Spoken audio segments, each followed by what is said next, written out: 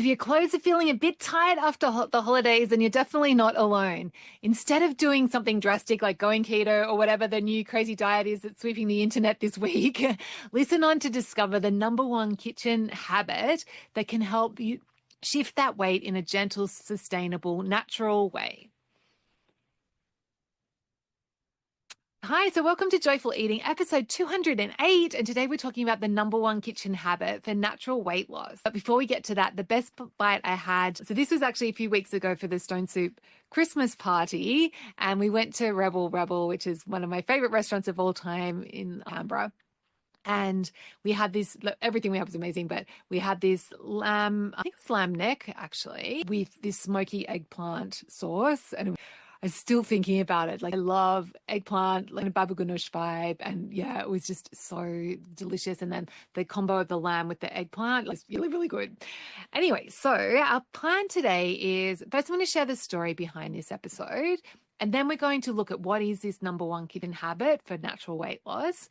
We're going to look at the why this habit works and then how to adopt this habit. And then I've got a bonus tip to set you up for success. So the story behind this episode is a while back I was coaching one of my clients and she was saying in the Naturally Healthy Club, and she was saying how the day goes well when she has good options, she'll eat well and she'll feel really good. But if she doesn't have good options, then she's reaching for peanut butter and crackers was her thing. And she said, once the peanut butter jar's open, it's hard to stop. And she found herself definitely overeating more and more when on those days when she didn't have good options to eat. So that got me thinking about, a solution for her for this, and that's totally a common problem. Hey, so when we don't have a good option, we default to something that isn't super satisfying, and then we end up overeating, which of course has all those knock-on effects. So what's the number one kitchen habit that can help avoid that weight gain or avoid the weight struggle? And really what it comes down to is having healthy options that are super easy. And the best way to do that is to learn how to make healthy meals without recipes, which means using what you have. Because when you're able to just use what you have, then you can open the fridge, pull something together that feels just as easy as opening the pantry and getting out the peanut butter and crackers. But the difference is that it's going to be so much more nourishing. You're going to feel so much better and you'll feel satisfied. So you're not going to be wanting to go back and dip into the more and more and more. So, so why is this habit important? It's because when you learn to cook without recipes, it makes healthy meals as easy as possible, right? And it helps healthy meals feel just as easy as peanut butter and crackers. And of course, the easier something is to do, the more likely you are to do it. And this has been well documented. BJ Fogg at Stanford University, who wrote a great book, Tiny Habits, that's one of his main tenets that he discovered in his research is making it as easy as possible. If we want to have healthy habits, we want to make them as easy as possible because then we're way more likely to do them. And why this works is because when we have good options, when we have the ability to pull together healthy meals without recipes, then we're way more likely to be eating more protein and eating more veggies, and equals when we're eating more good quality protein and veggies, then our body's feeling more satisfied. We don't have to, which leads to less overeating, which leads to weight being not a problem. And slowly over time, the more we make those healthier choices and we're able to feel satisfied with that, the less peanut butter and crackers days we have, and then the easier it becomes to manage our waistline. So that's why.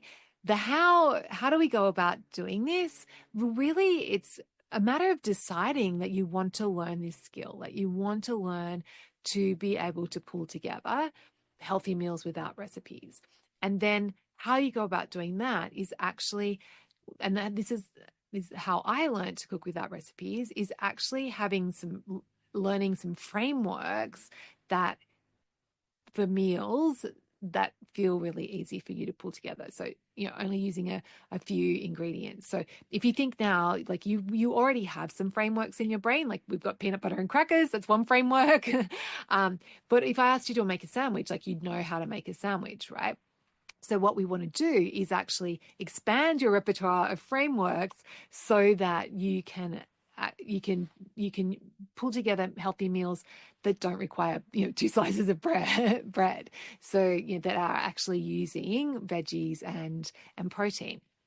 So that's the first step in being able to pull together healthy meals without recipes and adopting this kitchen habit, is to get some new frameworks in your life.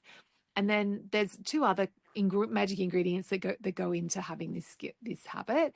So the next one is learning how to season, and why seasoning is really important is because if you are pulling together something, like seasoning, being able to season is the difference between something tasting nah or not so great to being able to get it to taste great. Like when you know how to fix and to season well, then you'll know how to adjust whatever it is that you've pulled together, and you'll get it to a place where it tastes pretty good, if not amazing.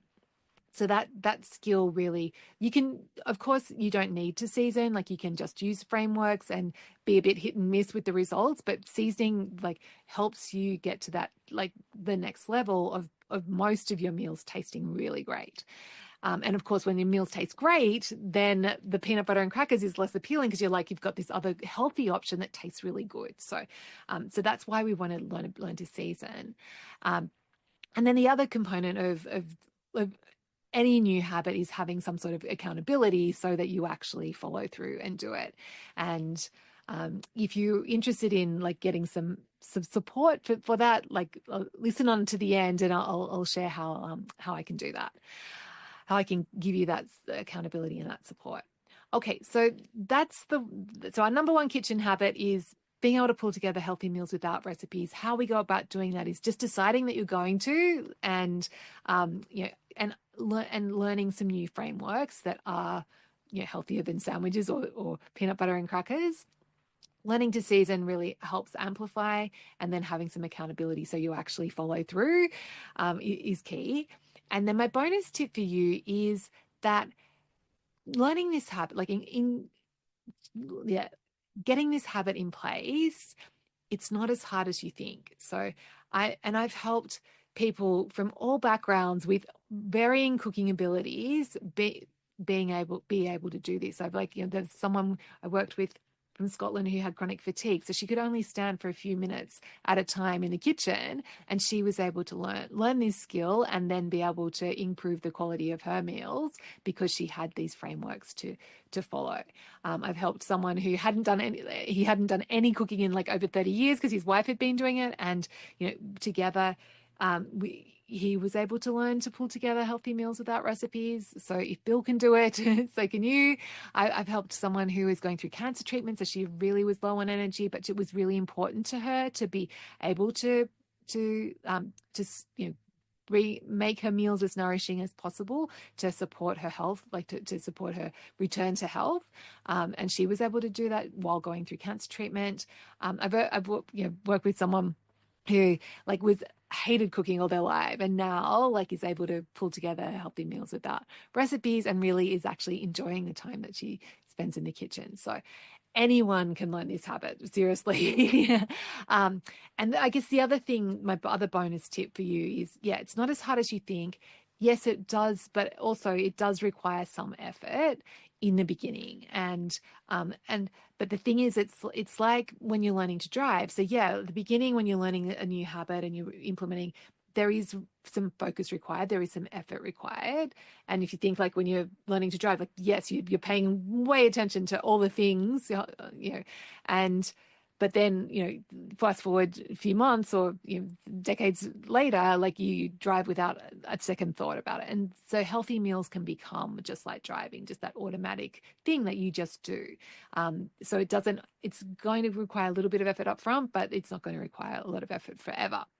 So if you want support and a clear process to follow to adopt the habit of making healthy meals without recipes so you can lose weight naturally in 2025 without doing any crazy dieting or restriction stuff, then I would love to be your guide and your accountability partner in my Joyful Cooking program. So yes, Joyful Cooking in 90 Days. It's my fun coaching group. So it's a coaching group. It's not just this program where you're watching videos and you're on your own. We're doing it together, which walks you through my simple, doable 3-step process for cooking without recipes. So doors to Joyful Cooking are now open. So sign up today so you can start feeling better from the very first lesson as you become a confident, intuitive cook who looks forward to making healthy meals with less effort than it takes to pick up takeout and at least slightly more effort than it takes to open the peanut butter jar. Okay, have a beautiful week and I will catch you next week.